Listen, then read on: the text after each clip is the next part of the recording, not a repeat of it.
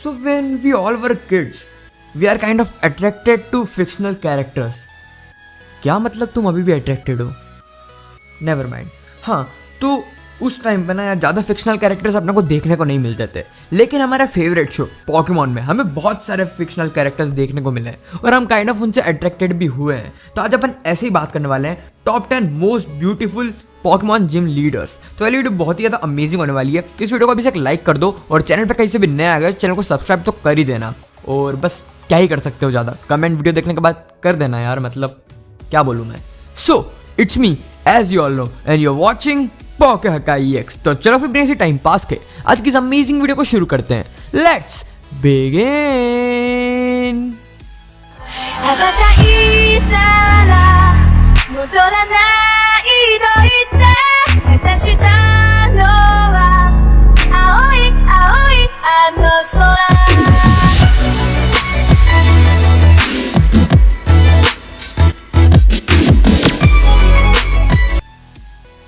सो इस नंबर 10 पे आती है मिस्टी. अब मिस्टी को कौन नहीं जानता यार, मिस्टी के बारे में ज़्यादा बताने की मेरे को ज़रूरत नहीं है. और आप में से बहुत सारे लोग सोच रहे हो कि मिस्टी एक जिम लीडर नहीं थी, वो तो ऐश के साथ घूमती थी. लेकिन तुमको याद होगा जब मिस्टी ऐश को छोड़ के जाती है तब उसकी जो बहनें रहती है वो जाती है ट्रैवलिंग पे, मतलब वर्ल्ड टूर के लिए. तो वो मिस्टी को जिम लीडर बना के जाती है, इसलिए मिस्टी को भी ऐसे जिम लीडर अपन काउंट करेंगे. और गेम्स में तो ऑब्वियसली मिस्टी जिम लीडर थी. तो देखो मिस्टी सेरुलियन सिटी की जिम लीडर है और वो एक वाटर टाइप जिम लीडर है और लिटरली वो बहुत अच्छी जिम लीडर है यार, मतलब मेरे को जितना पता है. और उसके लुक्स की बात करूँ तो हाँ, मिस्टी भी किसी से कम नहीं है लुक्स के मामले में. अपन मिस्टी को ऐसे शिप करते हैं, इसका मतलब मिस्टी ऑब्वियसली लुक्स में अच्छी है. और मिस्टी को मैं काइंड ऑफ सेमी मैच्योर बोल सकता हूँ, मतलब वो इतनी मैच्योर भी नहीं है और ज़्यादा इमैच्योर भी नहीं है. उसके लुक्स भी अच्छे हैं, उसको ब्यूटीफुल भी कहा जा सकता है. और हाँ, मिस्टी के लुक्स अच्छे हैं, मतलब मैं तुमको क्या बताऊँ यार मिस्टी के बारे में. तुम सब लोग मिस्टी को मुझसे ज़्यादा अच्छे से जानते हो, मतलब फॉर ऑब्वियस रीजंस. सो हाँ गाइस, अपन चलते हैं नंबर 9 की तरफ. नमस्कार दोस्तों, नंबर 9 पर आती है एरिका. अब एरिका के बारे में मैं आपको क्या ही बताऊं. एरिका है संस्कारी जिम लीडर. अब देखो एरिका लिटरली बहुत ही अच्छी दिखती है, लिटरली चलो ठीक है यार, मतलब प्रैक्टिकली भी बहुत अच्छी दिखती है. तो देखो एरिका ना बहुत ही अच्छी लड़की है और मैं उसको काइंड ऑफ मैच्योर बोल सकता हूँ कि हाँ वो बहुत ही ज़्यादा मैच्योर है. और हमारे प्रिय भ्राता ब्रॉक को एरिका के ऊपर क्रश भी था. और तुम समझ सकते हो हमारे प्रिय भ्राता ब्रॉक को सिर्फ और सिर्फ गुड लुकिंग लड़कियों के ऊपर ही क्रश आता है, ऐसा नहीं उनको किसी के ऊपर भी क्रश आ जाता है. बिकॉज हमारे जो ब्रॉक भ्राता हैं वो लिटरली बहुत ही सोच समझ के क्रश करते हैं.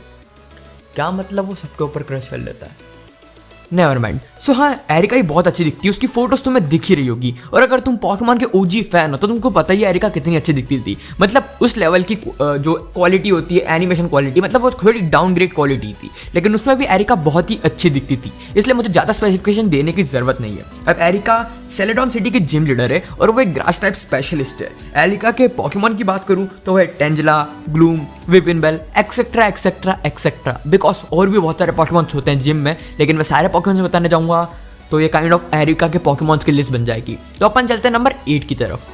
धन्यवाद.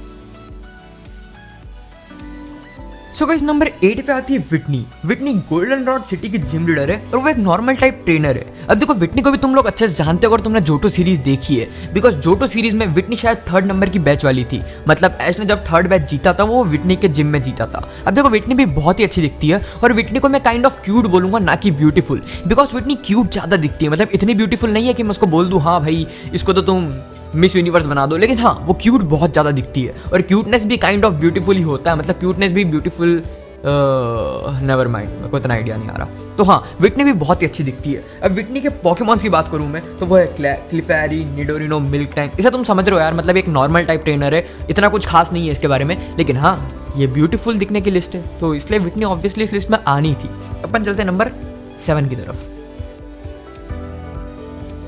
सो गाइस, नंबर 7 पे आती है क्लेयर. क्लेयर ब्लैकथॉर्न सिटी की जिम लीडर है और क्लेयर की ब्यूटी की बात करूँ तो लिटरली वो बहुत ही ज़्यादा अच्छी दिखती है और वो एक मैच्योर टाइप की वुमन है. मतलब तुम उसको देखोगे ना तुमको लगेगा कि 19-20 साल की कोई लड़की है. और ऑब्वियसली बड़ी लड़कियों से अट्रैक्ट सभी होते हैं. क्या मतलब मैं वही बातें कर रहा हूँ, लेट इट बी, इतना कौन माइंड करता है, नेवर माइंड. हाँ, तो क्लियर जो है वो एक dragon type Pokémon gym leader है. तो देखो ड्रैगन टाइप कितने ज़्यादा एक्साइटिंग होते हैं ना, तुमको पता ही है. जो ड्रैगन टाइप ट्रेनर्स होते हैं मतलब उनसे अलग ही वाइब्स आती है. क्या मतलब आइरिस से नहीं आती, बाय द वे आयरिस के ऊपर मैंने वीडियो बना दी, वो भी देख लेना, कार्ड ब्लिंक हो रहा होगा। सो हाँ, क्लियर की पॉकेमॉन्स की बात करें तो वो थे ड्रैगनेयर, ड्रेडिगन, gyarados और बाद में उसने ड्रैगन आईडी भी पकड़ लिया था। अब देखो क्लियर की ब्यूटी की बात मैं तुमको ज्यादा नहीं करूंगा, बिकॉज क्लियर ना बहुत ही अच्छी दिखती है और उसके स्पेसिफिकेशन में ज्यादा दे नहीं सकता, तुम फोटो देख के ऑब्वियसली समझ सकते हो। और ब्लैक एंड व्हाइट टीवी पर आ भी रहा था शायद अभी। क्या मतलब तू नहीं देख रहा? हाँ भाई नहीं देख रहा, मतलब पहले देखा हुआ है और अभी एग्जाम भी चल रही है तो नहीं देख रहा। तो हाँ, ब्लैक एंड व्हाइट में तुम क्लियर को देख सकते हो। अपन चलते हैं नंबर 7 की तरफ। सो गाइस नंबर 6 पे आती है फ्लैनरी। फ्लैनरी लेवरिश टाउन की जिम लीडर है और वो एक फायर टाइप स्पेशलिस्ट है। फायर टाइप स्पेशलिस्ट मुझे लिटरली बहुत ही अच्छे लगते हैं। फ्लैनरी के पॉकेमॉन्स की बात करें तो वो था मगारको, टॉरकॉल एक्सेट्रा, मतलब मुझे 2 ही याद है यार, मतलब और थे भी कि नहीं क्या पता। तो फ्लैनरी ना बहुत ही अच्छी दिखने वाली लड़की है और वो एक मॉडर्न टाइप की लड़की है, लेकिन फिर भी वो इमेच्योर है। तुमने अगर होन रीजन के एपिसोड देखे जिसमें फ्लैनरी आती है तो तुम काइंड ऑफ देख के जज कर सकते हो, हाँ बंदी इमेच्योर है, ये ऐश जैसी है, ये मतलब मैं जैसी है, मतलब ठीक है ना यार। तो हाँ वो बंदी इमेच्योर है, लेकिन हाँ वो दिखने में बहुत ही अच्छी लगती है और ब्यूटीफुल भी है। अब देखो मैं ऐसा नहीं बोल सकता कि हाँ इसको भी तुम मिस यूनिवर्स दे दो या फिर मिस वर्ल्ड दे दो या फिर मिस जापान दे दो, बिकॉज जापान की है, लेकिन हाँ वो दिखने में अच्छी है। अब वो उसकी एज ऑब्वियसली कम है तो वो थोड़ी कम अच्छी लगेगी, लेकिन जैसे जैसे एज बढ़ती है वैसे वैसे ब्यूटी भी बढ़ती है और ग्लो अप आता है। तो हाँ इसलिए फ्लैनरी नंबर 6 पे आना टोटली डिजर्व करती है। अब हम चलते हैं नंबर 5 की तरफ। सो गाइस नंबर 5 पे आती है सबरीना। सबरीना सबको याद होगी, मतलब इसको कोई भूल ही नहीं सकता, बिकॉज ये बिल्कुल एक साइको थी। तो देखो सबरीना सैफरॉन सिटी की जिम लीडर है और एक साइकिक टाइम जिम लीडर है। इसके पॉकेमॉन्स की बात भी पहले कर लेते हैं, बिकॉज ज्यादा तो है नहीं। तो उसका एकमात्र पॉकेमॉन जो अपने को ऑफिशियली दिखाया गया है वो था कडाब्रा। बाद में उसने हॉन्टर भी बीफ्रेंड कर लिया था, जो कि पहले हमारे ऐश ने बीफ्रेंड किया था। मतलब कितना कॉम्प्लेक्स है यार, पहले ऐश उसको लेके आया, ऐश ने पकड़ा नहीं था, फिर सबरीना ने उसको ले लिया, लेकिन सबरीना ने पकड़ा नहीं। मतलब हॉन्टर ऑफिशियली ना ऐश का पोकेमॉन है ना सबरीना का पोकेमॉन है, फिर वो सबरीना के साथ रहता है। तो देखो सबरीना भी दिखने में बहुत ही अच्छी है, मतलब तुम बोल सकते हो बहुत ही ज्यादा मैच्योर लड़की है और दिखने में मैच्योर है, मतलब उसका ग्लो अप आ चुका है ऐसा लगता है देख के उसको। तो हाँ सबरीना दिखने में बहुत ही अच्छी है, लेकिन फिर भी यार सबरीना काइंड ऑफ साइकोपैथ है, इसलिए उसको ज्यादा ऊपर मेरे को रखना सही नहीं लगा। मतलब अब तो अच्छी हो गई है, लेकिन स्टार्टिंग में जब दिखाया गया था वो बिल्कुल एक साइको ट्रेनर जैसी थी। मतलब ही नहीं है, मोह माया सब गया भाड़ में, अपने माँ बाप को ही बना दो डॉल और मतलब करो टाइम पास। लेकिन हाँ सबरीना बाद में अच्छी हो गई थी और दिखने में वो अच्छी, इसलिए ऑब्वियसली लिस्ट में आना डिजर्व करती है। अपन चलते हैं नंबर 4 की तरफ।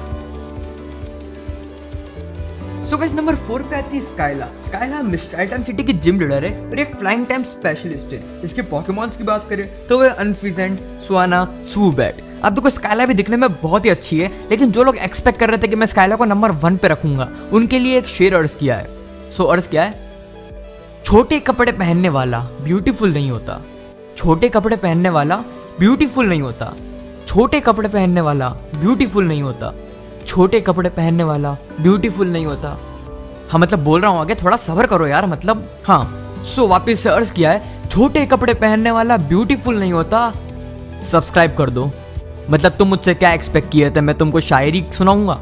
नहीं, मतलब शायरी सुननी है तो शायरी के चैनल पे जाओ ना यार, ये शायरी का चैनल नहीं है। तो हाँ स्काइला भी दिखने में अच्छी है, लेकिन इतनी अच्छी नहीं है कि मैं उसको नंबर 1 पे रख दूं सिर्फ और सिर्फ उसके क्लॉथिंग स्टाइल के कारण। तो देखो स्काइला अच्छी दिखती है, उसको तुमने देखा भी होगा, तुमको फोटोज भी दिख रही होगी, लेकिन नंबर 1 पे कोई और ही आने वाला है, तो नंबर 1 का वेट कर लो। अपन चलते नंबर 3 की तरफ।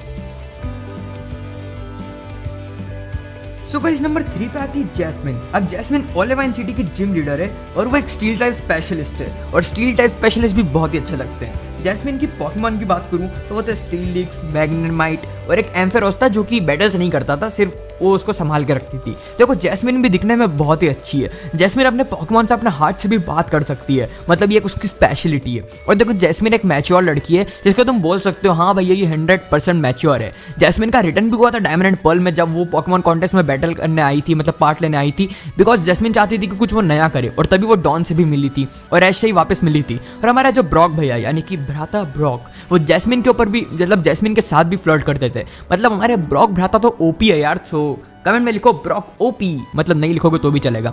सो गाइस जैस्मिन दिखने में बहुत ही अच्छी है, इसलिए जैस्मिन को मैंने नंबर 3 पे रखा है। अब देखो जैस्मिन को मैं ऐसा नहीं बोल सकता कि ये बहुत ही अच्छी दिखती है, मतलब हाँ इसको भी तुम मिस यूनिवर्स दे दो, लेकिन हाँ ये अच्छी दिखती है। अब देखो वो एनिमेशन क्वालिटी के ऊपर बात होती है, अगर जैस्मिन बिल्कुल खतरनाक एनिमेशन क्वालिटी में बने तो वो बहुत ही ज़्यादा अच्छी दिख सकती है, लेकिन हाँ जितने मैंने बताई है लड़कियाँ, उनमें से जैस्मिन अच्छी दिखती है। अपन चलते नंबर 2 की तरफ।